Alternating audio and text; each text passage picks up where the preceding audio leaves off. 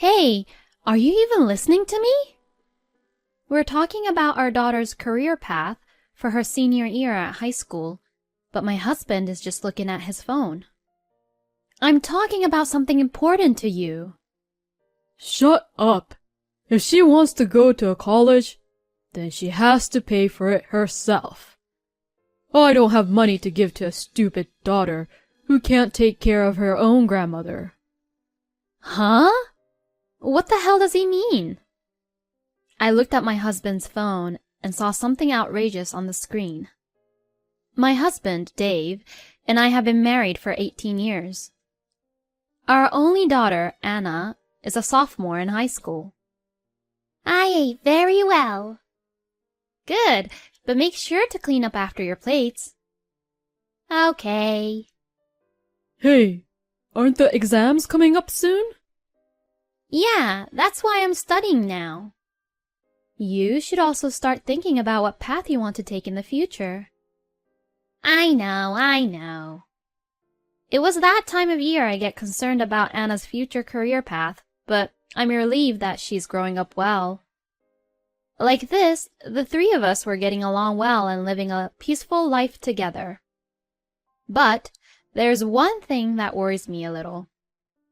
And that's my mother-in-law, Judy. My mother passed away soon after I got married. At the funeral, Judy said and did something inappropriate. Mom. You're my son's wife now, so don't cry over something like this. Huh? The reason she died so early was because her bad behaviors on daily basis, right? She'd say very insensitive stuff at me, who was crying at the time, and she also made fun of my mother. What are you talking about? That's inappropriate. If you're going to talk like that, then get out. What?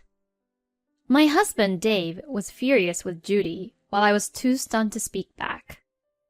Since then, I haven't had any contact with Dave's side of the family and haven't seen my parents-in-law. Judy's attitude was horrible, but I feel like my anger faded over time. It's not like we have completely cut ties, and I wonder if it's okay for us to continue not interacting with them. They are grandparents to my daughter after all. That's what I think about sometimes. And then, I received the news that my father-in-law had passed away. Since he was my husband's father, we attended the funeral. Honey. Judy was in tears at the funeral. Judy, whom I hadn't seen in a long time, looked weaker and smaller. I guess she's grieving from the bottom of her heart over the loss of her loved one. Few days later, Dave was staying at the parents-in-law's house for the funeral and inheritance procedures. When he returned home after his short stay at his parents' house, he proposed to move in with Judy to me.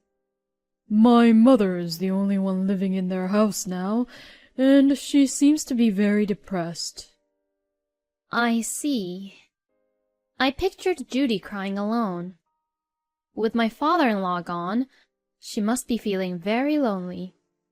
I can understand why Dave was worried for Judy. I was thinking that we could move in with her. Please? Yeah, okay. I agreed to live with Judy in the end. So, we moved into my parents-in-law's house. But once we started to live together, I look forward to living with you, Judy. You haven't done anything great as a wife until now, so you should work hard to make up for it. What? Now make me a tea quickly. Can't you see me being depressed here?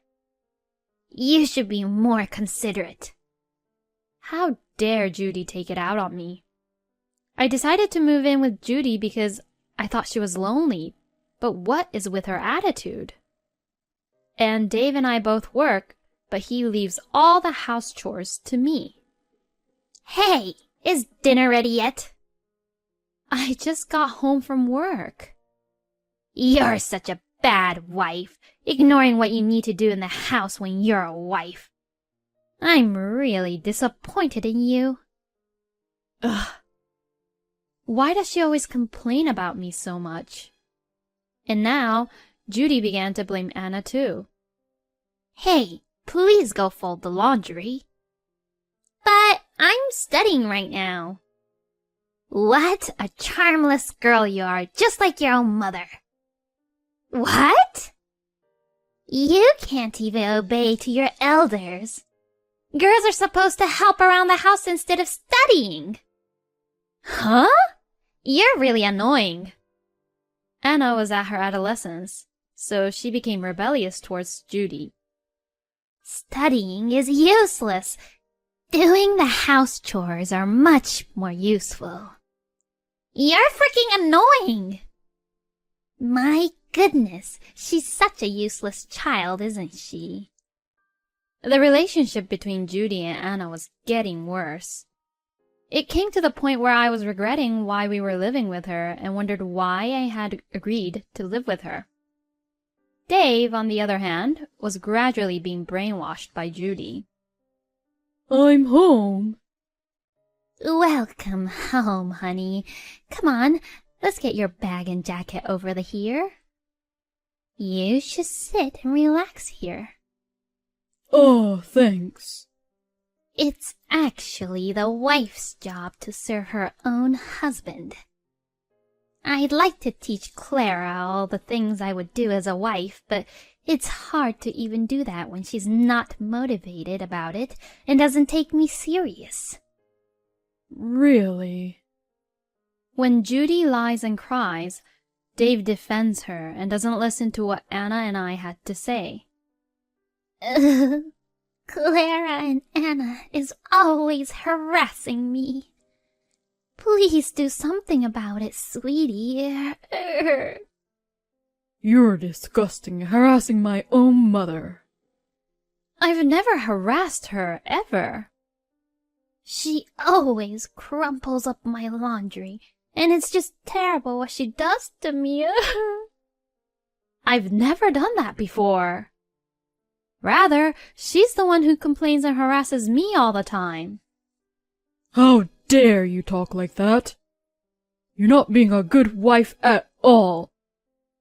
No, grandmother's lying, and all you do is take her side. Stop butting in. It's all thanks to me that you can live your life like right now. You do know that, right? Believing in Judy's lies, Dave began to swear at me and our daughter. While this frequently happened, Anna became a senior in high school. And on the day of a parent-teacher conference at our daughter's school, I attended every parent-teacher conferences and I always told Dave about it. And this time again, we were talking in the living room after dinner, but Anna is thinking about going to college too. Yeah, I narrowed it down to a few places that have the department of my choice. Her teacher said that if it's this college that she wants to go to... Hey, are you even listening to me? Dave wasn't saying anything and was just looking at his phone. He didn't seem like he was listening to me, and he didn't even look interested, which was the same as how he was last year. I'm talking about something important to you. Shut up. If she wants to go to a college, then she has to pay it for herself. I don't have money to give to a stupid daughter who can't take care of her own grandmother. Huh? I rolled my eyes at Dave, who said this in an annoyed tone. What on earth is he even saying? Huh? What do you mean, stupid? I don't have any money of my own, and you're being so irresponsible, Dad. You have some nerve to only depend on me when you need money. You have a thick skin just like your mother. I wonder how your mother educated you like that. What? When my daughter argued back to Dave, he got really angry. Then, Judy interrupted and joined Dave to argue back. If the mother is not good enough, then the daughter will not be good enough either. A daughter who doesn't know her place and gets cocky doesn't deserve to have anything paid for her. That's right. Why should I pay money for a selfish, stupid daughter? How dare he says that Anna was selfish. We have been saving for our daughter's college fee, and it's not like we didn't have any money. I couldn't take it anymore that Dave and Judy would say something like that just because they didn't like us. If you're going to be this annoying about money, then fine. I'm getting a divorce. I was so frustrated that I declared for a divorce. There is no way you can afford Anna's college fee on your own, you idiot! Dave scoffs at me as he says that. If you want a divorce, do whatever you want. I don't want a useless wife who can't take care of her own husband's family, and I don't want a stupid daughter who is educated by such idiot wife. The savings for the family that you and I had together will be used for my family, mainly my mother, so don't you dare count on it. Oh, I see. Well, I hope that we live in a world where your arrogance is tolerated. Dave yells at me as he looks down on me, and I laugh back at him without flinching. Don't you worry about the money, just follow me, Anna. I turned to my daughter and gently told her. My daughter, puzzled by the sudden turn of events, remained silent. You're going to go to your father and cry to him, aren't you?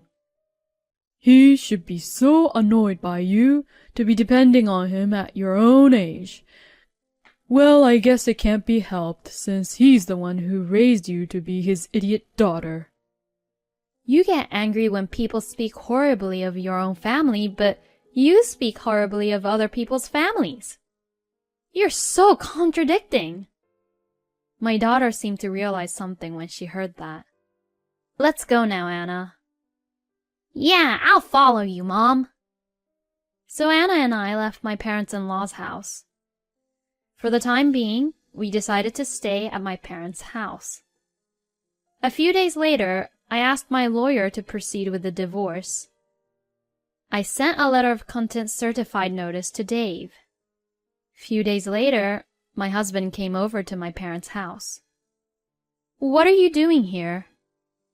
I'm sorry. I sincerely apologize.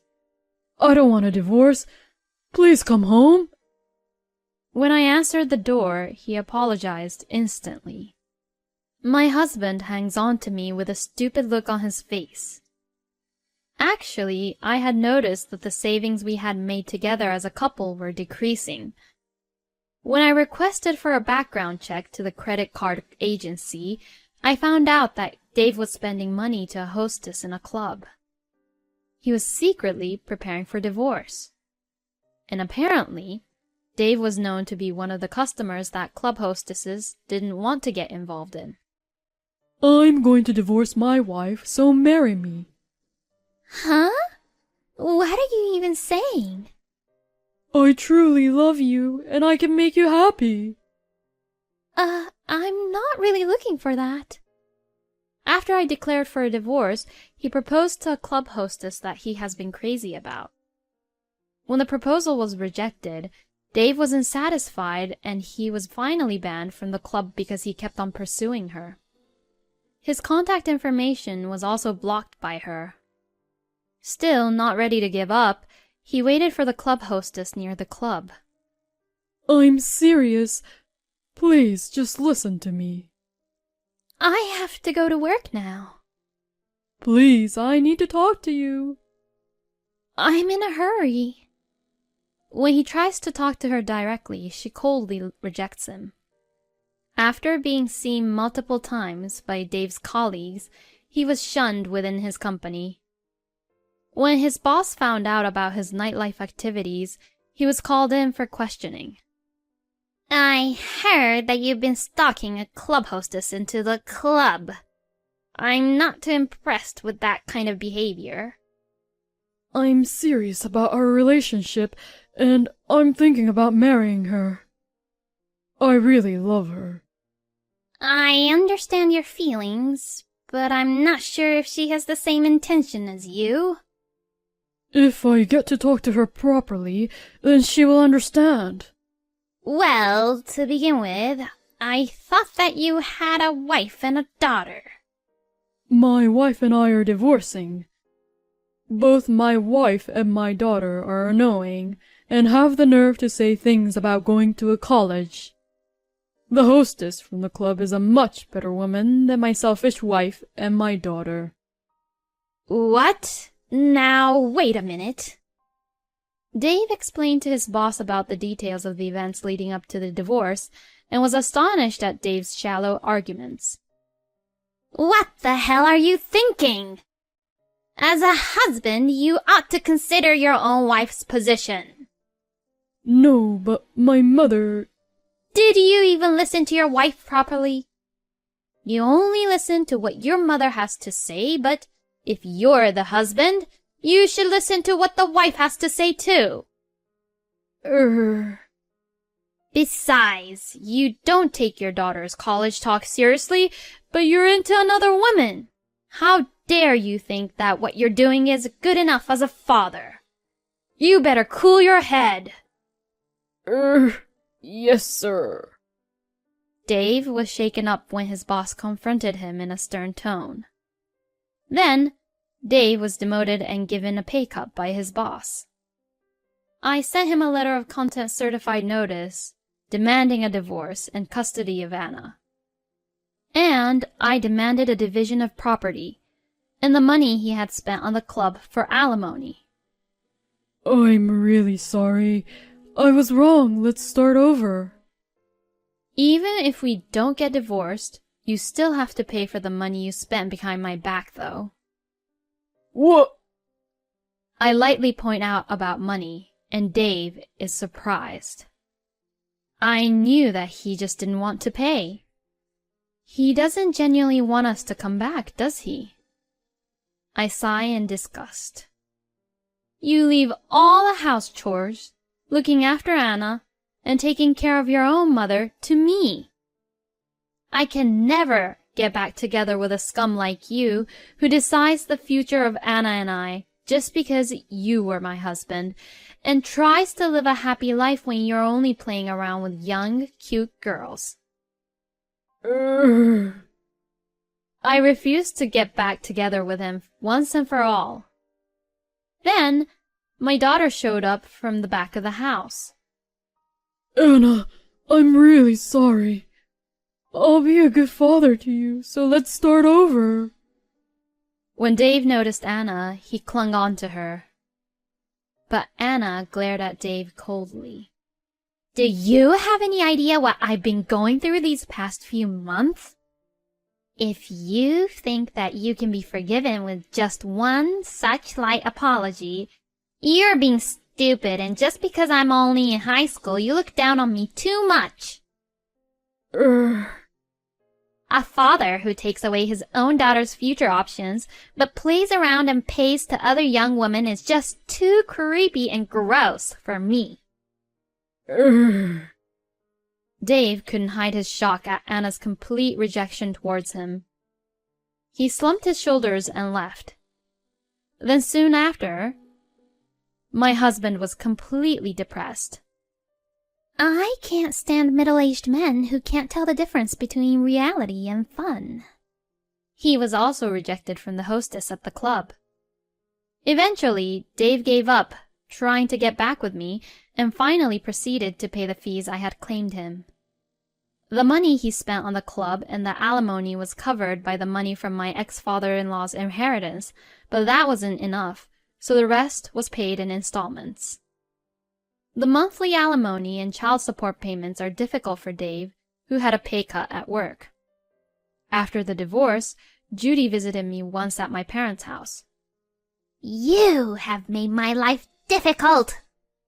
I forgive you, so you should forgive my son too and come back home.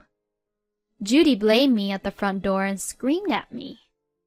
I'm so fed up with my selfish mother-in-law, who is always looking down on me. I called Dave, and he rushed over to pick Judy up. Mom, what are you doing? I'm telling your stubborn wife to get her act together. I'm not his wife anymore. I have a record of what you've been saying to me when we lived together, so I can file a claim for alimony if that's what you want. Are you even listening to what you're saying to me? Huh? How dare you talk to me like that? Judy got angry at me as I spoke calmly, but... That's enough. You're putting me in a bad position, Mother. Ugh. Dave lost his temper to his own mother. Dave got so angry that he put Judy in an institution. With the alimony and child support payments and the payment for the facility, my ex-husband's life has become quite tight. Another tough month. He has to do all the house chores by himself, and he's living a lonely life on his own now. My daughter and I are spending peaceful days at my parents' house. She's doing her best to pass the entrance exam for college, despite everything that had happened. Here you go, your dinner. Why don't you take a break? Thanks, I was actually just getting a little hungry now. I'll eat now. You're working hard, but don't push yourself too much.